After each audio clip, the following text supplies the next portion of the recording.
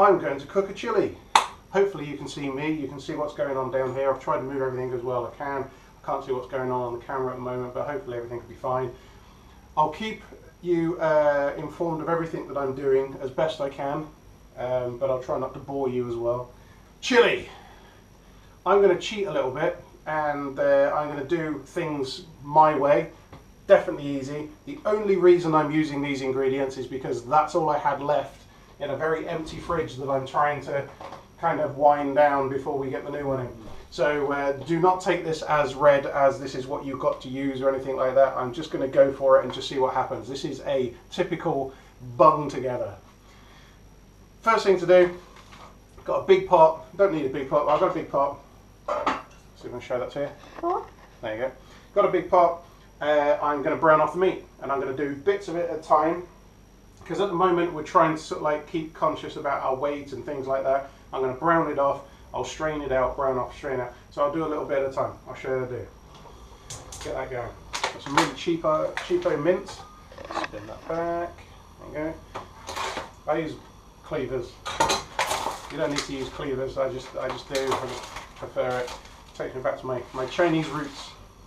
Right. I will put a very back over the pot. I will put a very small amount of oil in, just to cover the bottom, just hopefully to stop the meat from sticking too much when I first put it in. Best thing to do with mince is my hands are washed, that's all good. A little bit at a time, whack it in, and put another one of those in, like that.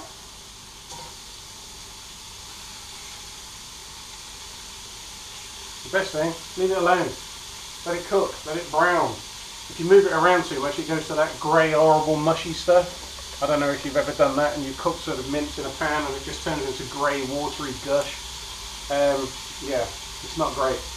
Also, it's a bit cheating. Well, I say cheating, it's a little bit of a... Some people might go, oh my god, what a waste. But I have here a shoulder of pork, pulled pork. It's already been cooked a little bit, so I'm going to whack that in the oven and get that cooking. And then what I'll do is I'll shred that up and I'll put it in the chili as well. So that'll be really nice. Which should be about half an hour for that.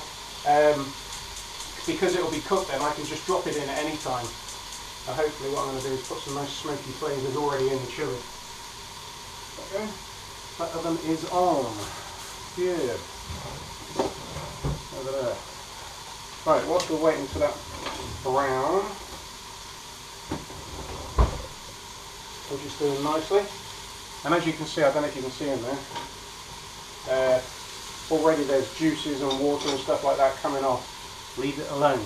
Let it brown and crisp on the bottom, then move it and let it brown and crisp on there, because then you get that nice meaty sort of hamburger taste rather than it just being quite chewy, bland, grey mince. Nobody wants that. Right, chop up your veg, and as I said, veg, I haven't chosen any of these in any way whatsoever specifically for a chili, and most people would probably curse at me for trying to put any of this in a chili, but hey ho, that's what I had in the fridge.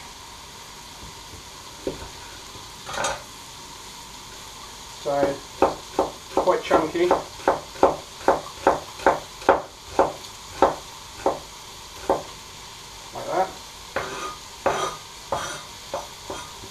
Now I was going to keep this sort of, if you cut them just like that, so then you've got like long strips, it turns into long strips of onion in your thing. So I don't know, I think what I'll do is I'll make this one the same sort of quite chunky, rustic,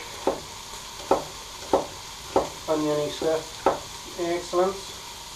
Here's your onions, ready to go. This is all like one pot cooking, and already I can smell that this smells like it's starting to brown up, and you'll smell it. There's a completely different smell.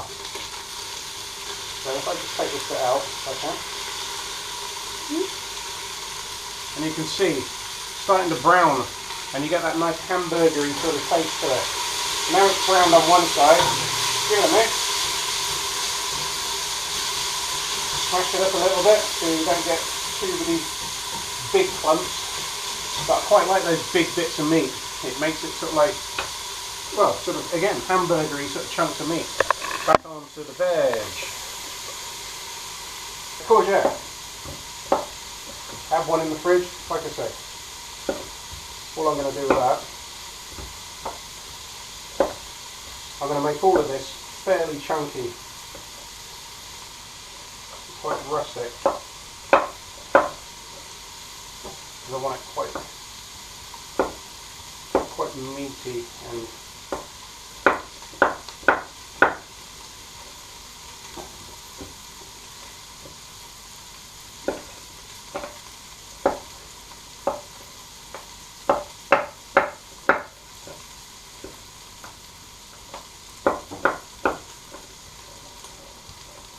good.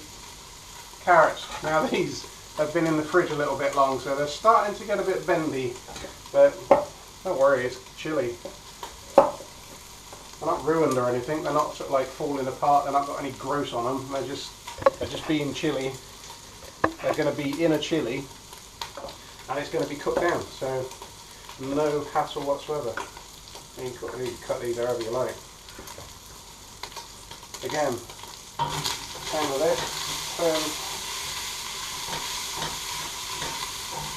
Excellent.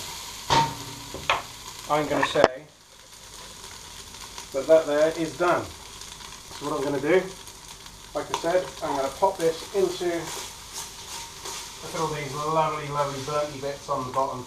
All that is going to turn into flavour. I'm going to pop that in a sieve. Actually, this is quite lean, so there's not going to be a great deal of fat come out of that. It's going to be wonderful. Right. Let's stick a small spot of oil back in again. And those burnt bits on the bottom are going to taste absolutely brilliant. So, that will in again.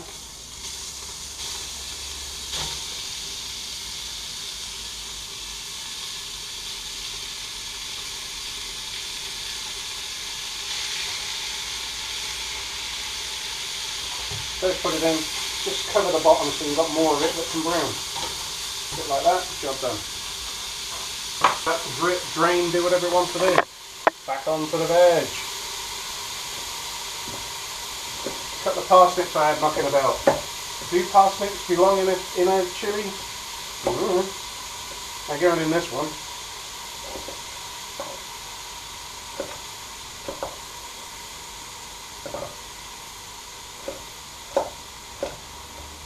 Parsnips can take a lot of abuse and punishment. Don't be worried too much about trying to cut them up in a finesse sort of way. A bit of a carrot there. That's got a bit of growth on the end of it. Not a lot. Interesting carrots. Very good. I'm actually going to separate the onion from the courgette because I want the onions going first. Interesting, quick way of doing a pepper. Take off the top, take off the bottom. Don't waste a great deal there. And then all this bit in there, instead of trying to grab it and pull it out and everything else, best thing to do, straight down the edge and just roll it out. It comes out like that, like that, like that. Ta-da! Great big lump of pepper there. Back to the mince. Lovely and brown. Give it a whiz. And already that's picked up a lot of those bits off the bottom that look like they were sort of caking on the bottom. You can see how a lot cleaner that is down there. And that's because that's actually picked up a lot of that flavour that's in there, which is brilliant. In all fairness, that mint has left no oil or fat or anything like that out of there, so that's brilliant as well. So what I'm going to do is go straight ahead and bang in the onions. And pop that other mince straight back in. So, completely clean, apart from a bit of condensation. Look at all this lovely, gorgeous veg that's going in it. Now this is going to be a bit of a weird thing. I have some olives, I have a bit of ginger, I've got some tomato paste, I've got some leftover passata, and I've got some red kidney beans. Also, there's a guy up the road, and I got given these by Pat, our guitarist in our band, Gasoline.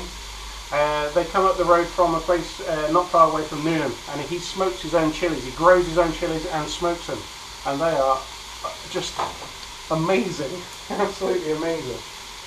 I'll put one in whole and one in chopped up, because if need be I can take the whole one out then, and they'll also rehydrate when they get sort of moisture on them.